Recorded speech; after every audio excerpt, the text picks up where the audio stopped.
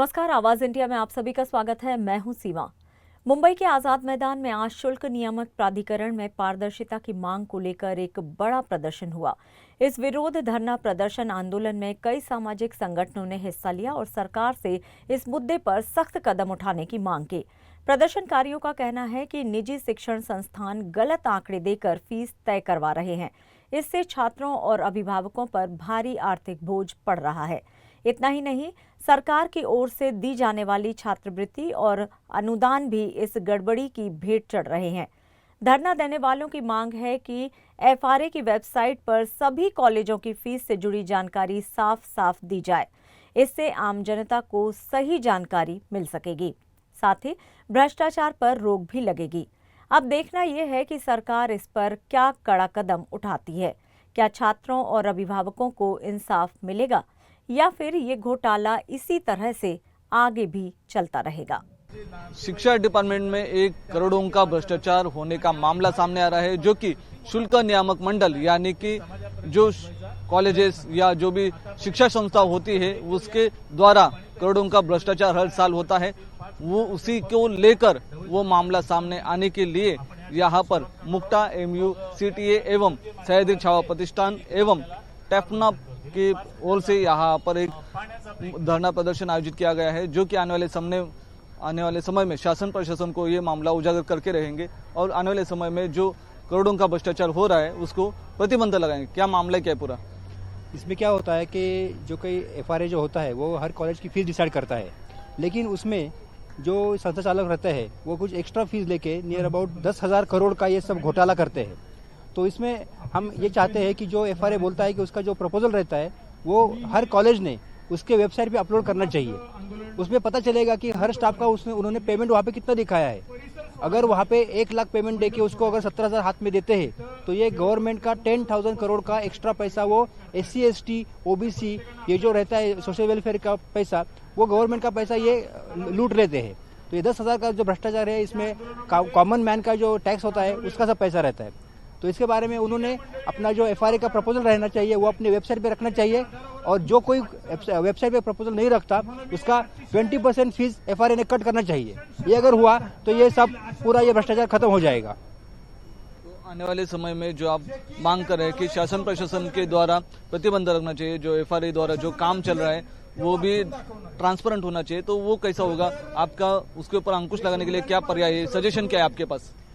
तो ये जो एफआरए का जो खुद का नोटिस है उन नोटिस में उसने लिखा है कि हर कॉलेज ने वो अपना एफआरए का जो प्रपोजल है वो वेबसाइट पे रखना चाहिए। तो हमने उनको बोला है, हमने 2 बार मिले उनसे एफआरए के बांद्रा ऑफिस में, हमने उनको बोला कि आप ये एफआरए का जो नहीं अपलोड करता उसका 20% का वो फीस उसको कट करो, लेकिन वो सुनते नहीं है। इसलिए हमको ये स्टैंड लेना पड़ा है। तो ये केस में अगर उन्होंने ये सब ट्रांसपेरेंट किया तो हमको कुछ प्रॉब्लम नहीं है, हमको पता चलेगा कि उसमें क्या हो रहा है, लेकिन हमको पूरा गारंटी है कि उसमें 10,000 करोड़ का घोटाला है और ये कॉमन मैन का पैसा जा रहा है।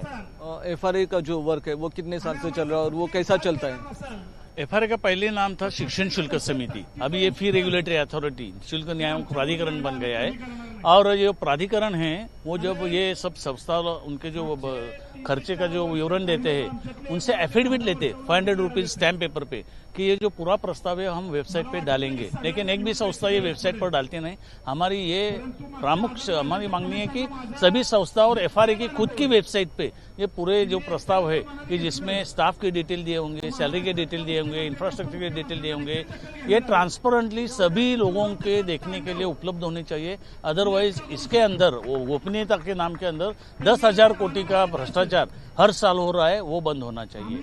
और खुद की वेबसाइट उनकी अद्ययावत नहीं है, जो मैंडेटरी डिस्क्लोजर एफआरए ने खुद ने करने वो भी उन्होंने वेबसाइट पे दिए नहीं है। तो अगर एफआरए खुद ट्रांसपेरेंट नहीं है तो लोगों को कैसे बोलेंगे कि आप ट्रांसपेरेंट रहो? तो ये बहुत गलत चल रहा है एफआरए का कामकाज। हमारी मांगनी है कि एफआरए के जितने भी सदस्य हैं उनकी इंक्वायरी हो, और ये इतने साल ये भ्रष्टाचार हो रहा है और इन्होंने दुर्लक्ष्य किया, तो इनका क्या इंटरेस्ट था इसकी भी इंक्वायरी होनी चाहिए।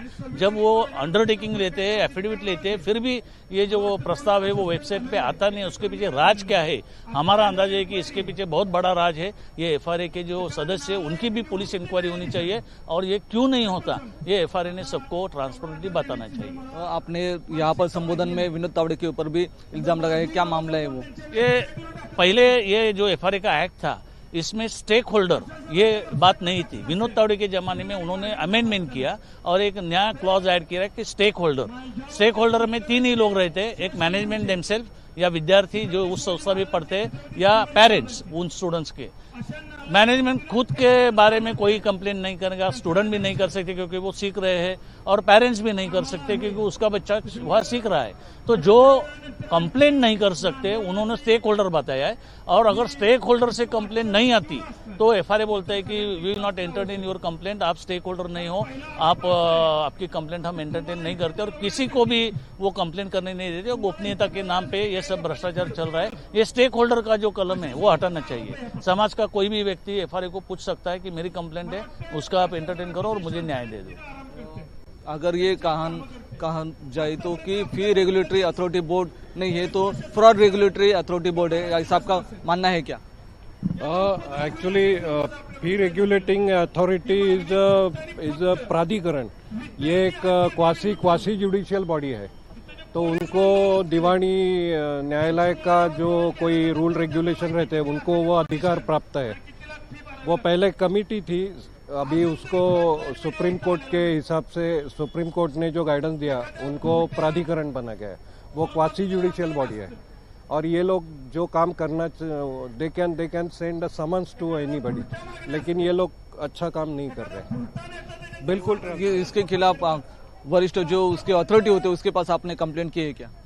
नहीं, उनके ऊपर तो गवर्नमेंट ही है, तो गवर्नमेंट को हम हमेशा ये बताते रहे कि ये लोग ठीक नहीं काम कर रहे हैं, और ये बहुत ट्रांसपेरेंट की बात है कि आपका जो प्रपोजल है वो वेबसाइट पे होना चाहिए। आज अगर उन्होंने नॉर्मल भी काम किया तो मेरे को ऐसा लगता है सबको ये मालूम पड़ेगा कि जो उनके फॉर्मूले हैं वो हिसाब से वो कॉलेज का फी 20% भी नहीं आ सकता। आज 1 लाख रुपए अगर आप कॉलेज फी ले रहा है तो उसकी फीस कम से कम 20,000 भी नहीं आएगी। ये तो इनकी इतना बड़ा मैनिपुलेशन करते हैं ये लोग, क्योंकि कॉलेज की फीस बनती कैसी है? कॉलेज के बिल्डिंग के ऊपर नहीं बनती। वो कॉलेज में कौन सिखा रहा है, उनकी सैलरी क्या है, कॉलेज में स्टूडेंट को क्या फैसिलिटी दिया है, कॉलेज में कितनी लैब्स है, कॉलेज में कैसी लाइब्रेरी है, ये लोग इसके ऊपर खर्चा ही नहीं करते, सब झूठा बताते रहते हैं। जैसे कि आप अगर कॉलेज में शिक्षक हो, आपको वो दिखाएंगे आपकी सैलरी 1 लाख रुपए है, लेकिन आपके हाथ में 20,000 रुपए देंगे। यानी कि आपका कहना है जो संस्था चालक एवं जो एडमिनिस्ट्रेशन है वो गैर व्यवहार कर रहे हैं। ये वो शिक्षण शुल्क प्राधिकरण को प्रस्ताव देते समय आप अगर टीचर है तो आपकी फी जो लॉ के हिसाब से वैसे बताएंगे, लेकिन जबकि आपके बैंक में बहुत कम पैसा आएगा। They remove the money from your pocket, और इनको ये बताते कि हम इतना पैसा दे रहे हैं। बहुत कॉलेज में फिक्शियर स्टाफ है। तो आप क्या बताएंगे कि यहाँ पर जो हो रहा है उसको व्यवहार के ऊपर सजेशन क्या है कि ये आने वाले समय में ना हो, ट्रांसपेरेंट व्यवहार बने?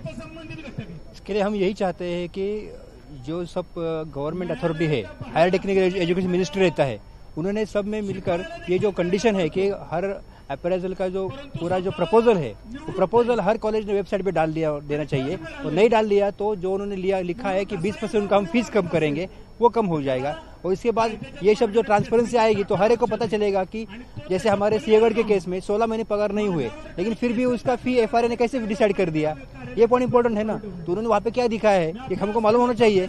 पेमेंट दिया है वहाँ पे, देखते हो यहाँ पे पेमेंट नहीं दिया लोगों को 16 महीने से। तो ये सब जो बातें हैं वो आनी चाहिए सरफेस पे, और ये ट्रांसपेरेंट होना चाहिए। ये हम देख सकते हैं कि शिक्षा क्षेत्र में जो दुर्व्यवहार हो रहा है, जो घोटाला हो रहा है, उसको लेकर यहाँ पर आजाद मैदान में एक जंग छेड़ी गई है कि आने वाले समय में ये जो शिक्षा क्षेत्र का करोड़ों का हर साल जो दुर्व्यवहार होता है या घोटालेबाजी होते हैं उसको अंकुश लगाने के लिए यहाँ पर धरना प्रदर्शन किया जा रहा है। आने वाले समय में महाराष्ट्र शासन एवं शिक्षा विभाग इसके ऊपर विचार करेगा एवं जनता का जो पैसा है उसको सही सलामत उसी विनियोग के लिए वो उपयोग में इस्तेमाल में लाएंगे, ऐसे हम अभिलाषा करते हैं। मैं विनोद कामले, वीडियो जर्नलिस्ट, संतोष दिसले के साथ आवाज इंडिया, मुंबई।